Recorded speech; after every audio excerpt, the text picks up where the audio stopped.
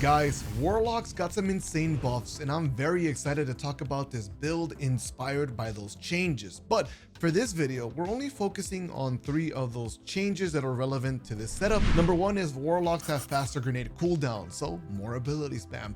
Number 2, Warlocks get an increased damage bonus to their grenades. And in Crucible, it's not too noticeable, but it is there. Number 3, and by far the most insane buff yet, is the Chaos Accelerant aspect buffs. And we'll talk more about that when we dive into the subclass. I want to share something funny that I was just thinking about, is that like a year or 2 years ago, me and other PvP players would joke about scatter nades being scatter nukes, because every time that someone threw one of those, you would just die. Like, there was no way to survive those grenades. It was so difficult. They did way too much damage, which is probably why we're gonna call this build the Scatter Nuke Warlock. Okay, let's start things off by talking about the stats. One thing I really like about this build is that you don't need to heavily invest in any specific stat. So you have really good cooldowns across the board. And that means that it will be much easier for you to replicate this depending on your armor limitations. So starting from the top, we have 152 stats in health, 71 stats into melee. I had enough points to just keep it at 70 here. This is really good ability cooldowns for my pocket melee, because remember, we have 2 of them now. Next, 104 stats in grenade. Honestly, all you want to hit here is 100. I tested this ability with more grenade damage, and honestly, it's not worth it, and you'll see why, because holy crap, the scatter nades are very, very powerful. Next, I have 80 stats into intellect. Since I play Trials a lot, I get a lot of kills and I do a lot of damage. I tend to get my super pretty fast, so it is really important for me to invest into the super stat. Next, I have 80 stats in class. I could go all the way maxed out, but then it would take away points from my melee or my super. I figured 8 is a really good spot to be at. I feel like I get a lot of rifts as it is. Next, we have 21 stats in weapons. 20 is just kind of like the minimum that I like to hit for the handling bonuses. So if you're curious what kind of armor archetypes I had to grind for to achieve these type of stats, take a look right now. On the helmet, we have Bulwark. We have Grenader for nothing manacles. We have Brawler for my chest piece. We have Bulwark for the boots. And then we have Grenader for the Warlock bond. There's no specific 2-set or 4-set bonus required for this build, and I might as well get it out of the way. We do not need the artifact for this build at all either. So I'm pretty much ready to talk about the subclass, but I wanted to share some thoughts on where the Void Warlock sits when it comes to the Crucible and the Trials meta. Ages ago, I did the underdog build and I claimed that it was very powerful, and I still think that it is, especially now with the buffs. It only got better. But in order for the Void Warlock to really break the meta, what does it need, and does it achieve that now with this build or other variations of the Void builds? And I think that it's getting pretty close, because when you look at the top subclasses in Trials, they have some things in common. They have ways to do damage over time, which is very powerful to delay health regeneration, to stop revives, to stop pushes, overall just to slow down the team. And if it doesn't come packed with those type of abilities, then it comes with kits where you can spam set abilities in the form of like being able to dodge and get a Tempest Strike off back to back to back, or throwing ice back to back to back. And I think that's where the Voidlock is able to actually shine, is the ability spam now. With this particular build, we're actually running around with 3 grenades, 2 melee charges. Rift has pretty good cooldowns, and that Rift is also sending on an ability. You can see how this kit now has constant ways to apply pressure to the enemy, which honestly, I think as some time passing, people will start to notice that and take advantage of it. And maybe not in top bracket level, because some of these abilities are a little bit too easy to deal with, but in average skill level lobbies and also like casual level lobbies, these abilities are going to be very, very annoying for the enemy team. Anyways, with my short analysis out of the way, let's talk about my subclass. I'll show you the abilities and then I'll explain why I went with these. I'm using the Healing Rift, the Burst Glide, Pocket Singularity, Scatter Grenade. My 2 aspects are Chaos Accelerant and Child of the Old Gods. So let's talk about the newly buffed aspect Chaos Accelerant. It got a lot of changes. There's different grenades now that are going to get enhanced and receive additional benefits, and these benefits are way better than before. The one that we're focusing for this particular build is for the Scatter Grenade. So when you charge the grenade, your submunitions track to nearby targets. This is a different version of tracking compared to what you're going to see on my exotic choice that we talk about later. And normally the Scatter Grenades don't have any tracking, they kind of just explode on the spot.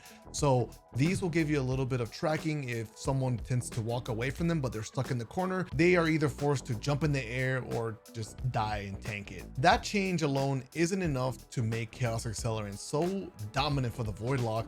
There's also the change of being able to have an additional grenade now, no matter what you're using here. So this particular combo with the scatter grenade, we have pretty good cooldowns. The grenade does a lot of damage on its own. You can charge it up. It does tracking, even more damage. It has like additional seekers, and you have 2 charges, which is awesome. These 2 scatter nades are now going to match the amount of melee energy we have with Pocket Singularity. So this ability is pretty good. It's been nerfed, and I still think it's very powerful. It sends out the pocket and it will fly a pretty far distance. And the moment that it's in the range of a target, it will actually like track to them and boop them a little bit, not too much, but it will apply damage and also do a volatile effect. While I do miss the crazy booping that it used to do, I still find this to be so powerful, maybe even more powerful now that it just goes so far. That means you don't actually have to get too close to the enemy, and when you throw it from a far distance, they almost don't expect it like flying at them from across the map. You know what I mean? It's pretty good.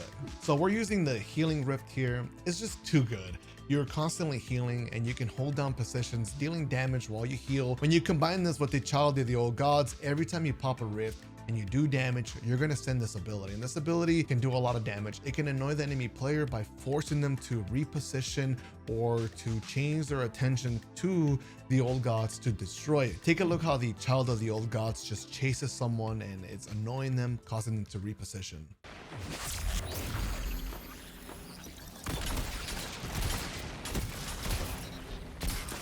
Only one enemy is left. Back in the fight. On this subclass, I'm using the Vortex Nova Bomb. I find that to be pretty good. So let's take a look at the fragments. From the left side, I have Echo of Expulsion. I'm using this for the bonus intellect, but there's actually some value here. Whenever I get a void ability kill, the target will explode and it can give me some multi kills, if not just hurt someone else. I like running this a lot. Next, we have Echo of Leeching. I'm mainly using this for the plus 10 health, but it is pretty clutch being able to get a melee kill and get my health back. Next, I'm using Echo of Undermining. We lose a lot of grenade points here, but we do get the weakening effect to the grenades. I've done some testing with the weaken on and off. To be honest, this is up to you. You don't have to use the weaken effect at all because the scatter nades will one-shot with or without. The reason that I'm using it is because when I get some of the toughest Trials games, my opponents tend to be pretty fast and agile when it comes to dodging grenades. So it's nice to have weaken applied to them because that means a few seekers that do tag them are doing a lot more damage. And then if I follow up with a headshot or a body shot, they'll take more damage from me and probably die. The last fragment here is Echo of Dilation. I'm using this for the bonus weapon stat and the bonus intellect stat. Okay, next let's talk about my exotic of choice, Nothing Manacles. Back in D1, these exotics used to be absolutely mental. They might not be as OP today as they were back then, but they're still pretty good, especially combined with the new Chaos Accelerant changes. Let's read what they do. So you gain an additional scatter grenade charge, and yes, this stacks with the Chaos Accelerant grenade bonus. So now you are literally the only character with 3 grenade charges. That's awesome. It says that it enables tracking to the scatter grenade. There are some upsides and some downsides to this change, okay? So follow me. The downsides are the scatter grenade normally would just instantly explode, so it would give the enemy team no time to really react to the grenade, so they would just die. But now they actually don't do that. They have tracking and the enemy player has a chance to react to them. In the past, normally we would say that this exotic is bad because it just makes your grenades worse, but now with 3 grenade charges, the passive buffs to Warlocks, which are faster grenade cooldowns, increased damage to the grenade, and its capability to one-shot whether it's charged or uncharged, is worth it in my opinion. So as you can see, I just throw the grenade normally and the tracking plus the weakening does enough damage to actually one-shot a player. You can also see when I overcharge the grenade, they look different and they have more seekers and they track a little bit harder and they do even more damage. There seems to be a bit of a visual bug with them too, because even though the grenades disappear and don't like come into contact with the enemy player, I still get damage numbers. So you might be getting some free kills on players that don't expect that inside of trials. So if you're wondering what are good times to actually charge the grenade versus just throwing it normally, personally, anytime I see the enemy team group up together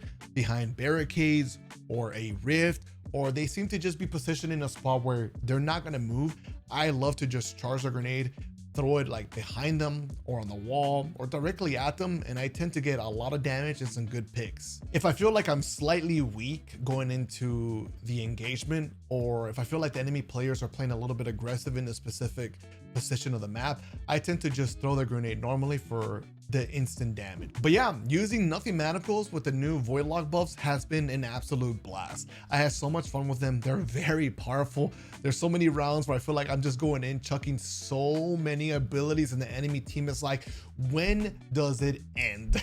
Now I want to talk about the mods. And honestly, these are pretty straightforward, nothing too complicated here, especially with the weapons too.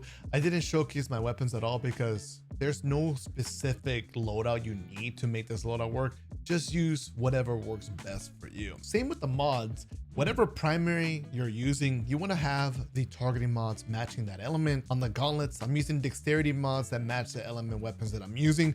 There is one mod that I do recommend, and that's fastball. It lets you throw those grenades like much further, so it's easier to get those scatter nades where you need them to get to without having to look all the way in the skybox. I recommend innervation for your grenade cooldown and insulation for your class ability cooldown. On the class item, I'm rocking 2 bomber mods so that every time I pop a rift, I'm getting more grenade energy. Since these overlap, you're constantly getting grenade cooldowns as you're alive or popping rifts, that sort. And the last mod is the Reaper mod, so I get a defeat after popping a class ability that results in an overpower. And there you have it, the Scatter Nuke Void Warlock. Oh my god, what a powerful build. It's a lot of fun, even though that sometimes the scatter nades won't properly track a player because they're too fast, or I won't give you the one-shot kills. It still feels so worth it with the amount of ability spam you have. I mean, dude, 3 grenades, like that's so mental. Like it makes you just want to chuck nades forever, right? Like even if you don't get a kill, it's a lot of fun. Thank you so much for watching. I hope you enjoyed this breakdown of the build. If you're gonna try it out, let me know what you think in the comments down below. Warlocks are eating good. All right, till next time, peace.